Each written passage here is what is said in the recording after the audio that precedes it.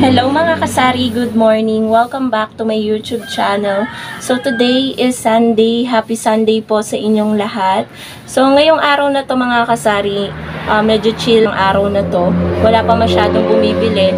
At bukod sa wala pa masyadong bumibili, tinanghali ako guys ng pag-open ng tindahan. Pagmulat ng mata ko, kanina kasi madaling araw nagising ako, sabi ko, idlip pa ako kasi medyo maaga pa. So nung pag-idlip ko, ayun, pagising ko maliwanag na. Kaya ang atin nyo tinanghali ngayong araw ng linggong mag-open ng tindahan. Pero okay lang mga kasari. Pagka-open ko ng tindahan, may bumili agad ng 5 stick ng sigarilyo. So, siya yung buena mano natin. Kapitbahay natin. So, ayun po mga kasari. Later, aalis kami ni partner. Sabi ko, ngayong umaga, pupunta lang kami dito sa kabilang barangay. Mamimili kami sa gyms. Kasi ang dami ng ubos dito guys sa ating tindahan. As in, ang dami na guys. Mga kape, delata, mga chicherya, tsaka mga downy, ganyan, mga sabong mabango. So, yan yung ating mga pamimilihin. Hindi naman siya sobrang dami, pero need na talaga nating mamili kasi kahapon dumating, Sabado, dumating ang ahente ng Pure Gold kaso hindi naman ako nag-order kasi ilang araw pa yun bago ma-deliver. Yung mga items na kailangan natin, kailangan na agad natin para maibenta agad natin kay customer. So, yun guys, update ko na lang kayo later. 1 hour later.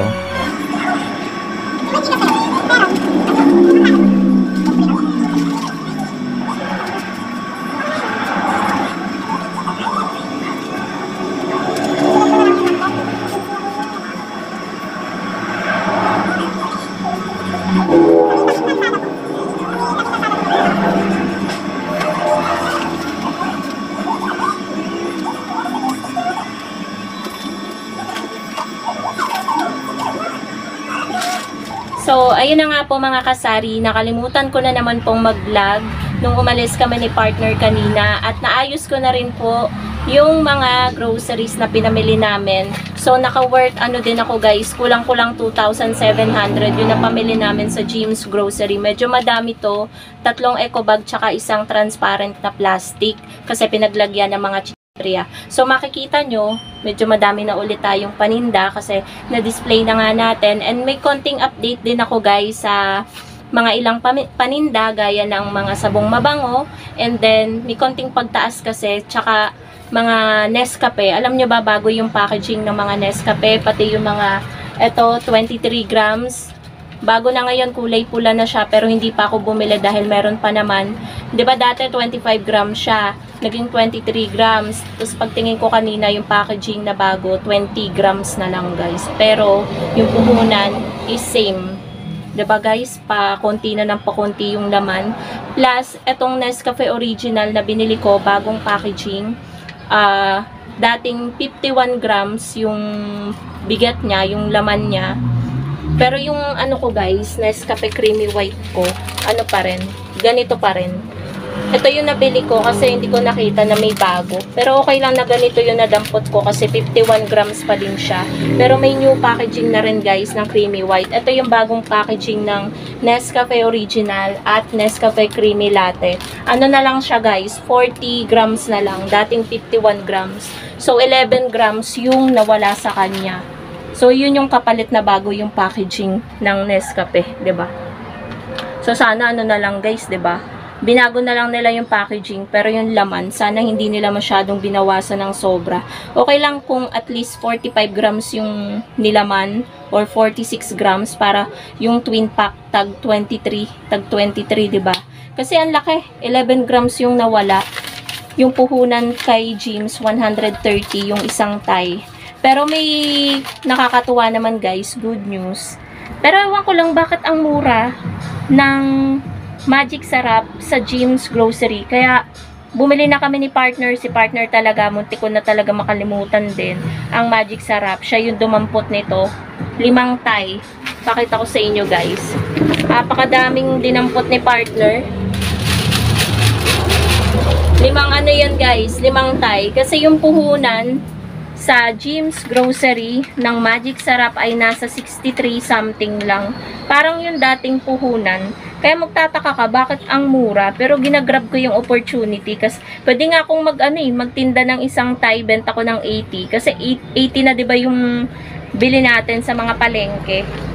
So yung Magic Sarap talaga is sobrang mura. Mamaya guys, ipo-focus ko sa inyo tong resibo para makita nyo na 63 something lang yung puhunan ng Magic Sarap. Tapos update din mga kasari sa ano natin, sabon. Ayan, bumili kasi ako ng Silka. So, i-flip ko na guys yung camera. Ayan, so bumili ako guys ng 4 na Silka. Tag-2 ng Bioderm na green. Tsaka Bioderm na pink. Yung isa naka-display na. Tapos ito pa yung iba. Na hindi kasi kasya dito, puno na eh. So, yung puhunan ng ano, ito pala yung sa Magic Sarap. Ayan o. Diba? Makikita nyo, nakapokus. Diba guys? Ito, yun sa may daliri ko. 63.75. 5 Thai yung binili ni partner, yung dinampot niya. Tapos yung puhunan ng asa na ba yung ayan, Bioderm, nagmahal yung Bioderm 17.25, pero 20 ko pa rin siya ibebenta. Yung Silka ayan nagmahal 18.25, pero 21 naman guys yung bentahan ko ng Silka 65 grams. So, nagpabili din guys si mother ng calculator, yung ganito kalaki. Yan, kasi ninakaw yung calculator niya, binilad niya daw, tas nag-idlip siya dun sa kanyang tindahan. Pagising niya, wala na si calculator. Ayan, 139 lang yung ganun kalaki. Tapos, namili din ako ng konting delata, ayan Century, yung hot and spicy, 34.50 lang, eto. Tapos, corned beef, Argentina, puhunan lang guys ay 32.50. CDO, ayan guys, bumili din ako pati Argentina meatloaf. Pares kasi siyang mabenta dito guys, CDO tsaka ano.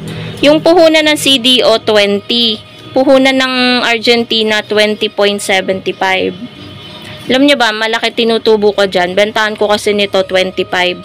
Tapos, 26 yung bentahan ko ng ano, Argentina meatloaf. Pero bala kong babaan guys. Pero ang tagal ko na kasing bentahan yun guys yung ganong presyo. Namumurahan na nga sila sa ganong presyo guys ng meatloaf. Tapos ayan, bumili din ako ng Nova. Diba kanina walang laman yung ano natin.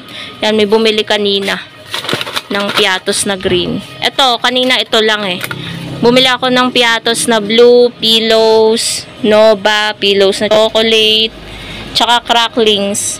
Yan yung binili ko kanina. So, eto yun. Yan guys, yung puhunan. Focus ko na lang, ayan Ayan yung pillows. Rinby, bumili din pala ako, pati cracklings. Ayan yung presyo niya. Ayan yung puhunan ng pillows. To 8.25, kaya ang bentahan ko ng pillows 11. So, meron lang guys, nagpa-cash in. Bumili din pala ako ng ano guys, ng Milo. Ito yung binili kong ano, yan yung new packaging ng Nescafe Original. Ito yung Milo, 2 tayo ng Bear Brand. So, bala ko na to guys, taasan. 11.25 yung puhunan niya. 13 lang yung bentahan ko. Pero meron na naman tubo na ano na 1.75. Kaya pinag-iisipan ko pa rin kung tataasan ko siya. Kasi sa iba guys, 17 na daw yung bentahan nito. Dito sa binibilhan kong talipapa. Tapos 15 dun sa iba. Kaya sobrang baba nung bentahan ko. 'Di ba? 13 pesos lang. Bumili din ako ng sotanghon na ganito. Good Life yung tatak. 10 yung puhunan. Meron lang guys, mga nagbilihan. So, ito, ibebenta ko to ng 13 or 12 kasi 10 puhunan. Tapos, bumili din ako guys ng mga condiments. Gaya nitong ketchup na 100 grams. So, yung ketchup na yan, binibenta ko yan ng 13. Kasi yung puhunan ng ketchup ay, wait lang guys, 10.25. Pang 13 ko siya. Tapos, bumili din ako ng mga, toyo suka na dato puti, 200 ml, tag 5 peraso. Bentahan ko 12, 10. So, yung puhunan guys ng toyo, 9.95. Tapos, itong suka, 7.25. Diba? Tamang-tama lang yung bentahan ko. Mura sa gyms ang ano. Kasi sa iba, ang toyo, 10 something na. Pero dito, hindi naman siya umabot ng 10. 9.95. Mahalaga pa rin yung sentimo, diba? So, jampong. Bumili din ako ng jampong. Ayun sa taas. Tsaka spicy bulalo. Wala kasing bulalo, kaya spicy na lang yung aking binili. Tapos yung jampong, 30 yung bentahan ko, yung spicy bulalo. Alam nyo ba, nakabili ako sa kanila dati. Ang mahal, nasa 26 yung puhunan. Buti na ayos na nila kasi nakakapagtaka talaga. Yun kamo, binenta ko ng 28 mga kasari. Tapos ito, nakita ko okay na yung presyo, 21.50. So, pang 25 ko na siya. Tapos, ito, nasalin ko na. Ito. Max na yellow. 5-4 yung bentahan ko. Tapos, bumili kami ng ice cream. Coffee Crumble Selecta. Ayan. Yun. Kung bibilhin mo yan sa 7-Eleven, guys, nasa ko lang 200. Pero sa gyms, 115 lang. Diba? Ang mura.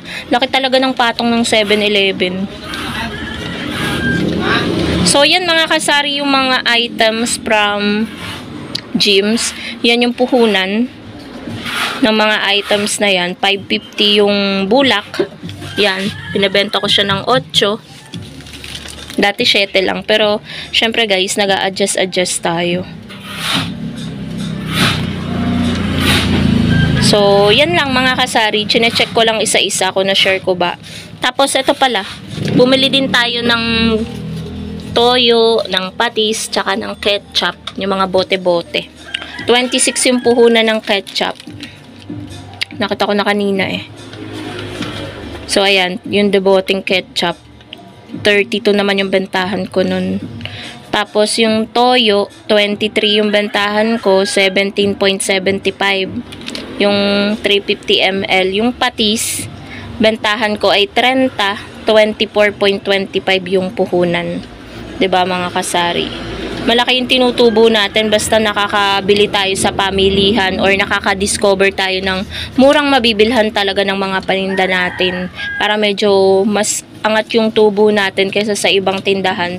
Plus, mura pa natin na ibebenta. So, ayan po mga kasari yung ating vlog for today ngayong araw ng Sunday. Happy selling po sa inyong lahat and more sales po sa atin ngayong araw ng Linggo. Thank you so much for watching mga kasari. Bye!